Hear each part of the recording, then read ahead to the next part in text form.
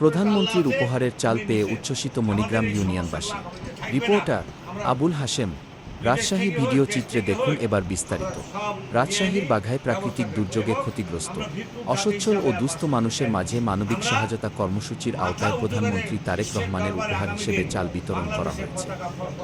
দুর্যোগ ব্যবস্থাপনা ও ত্রাণ মন্ত্রণালয় থেকে প্রাপ্ত এই চাল আজ সোমবার সকাল 11টায় উপজেলার মণিগ্রাম ইউনিয়ন পরিষদ চত্বরে আনুষ্ঠানিকভাবে বিতরণ করা হয়। চাল বিতরণ অনুষ্ঠানে প্রধান অতিথি হিসেবে উপস্থিত ছিলেন রাজশাহী বিয়োগ ৬ বাগাচারঘাট আসনের সংসদ সদস্য আবু সাইদ চাঁদ।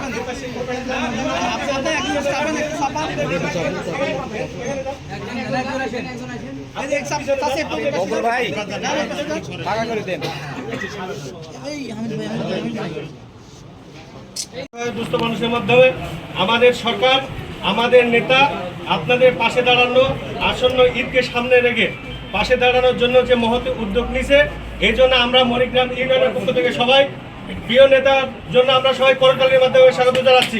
ঠিক আছে, এই পর্যায়ে সংক্ষিপ্ত আকারে বক্তব্য রাখছেন বাঘা উপজেলার প্রকল্প অফিসার মোহাম্মদ আবু বাসার ভাইকে কিছু বলার জন্য বিনীত অনুরোধ জানাচ্ছি।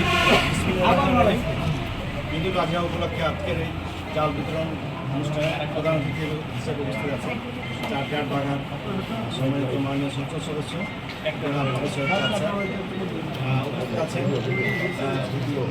এই ইউনিয়নের প্রশাসক, বিভিন্ন পর্যায়ের নেতৃবৃন্দ, অন্যান্য সদস্যবৃন্দ, সবাইকে জানাই সালাম, আসসালামু আলাইকুম।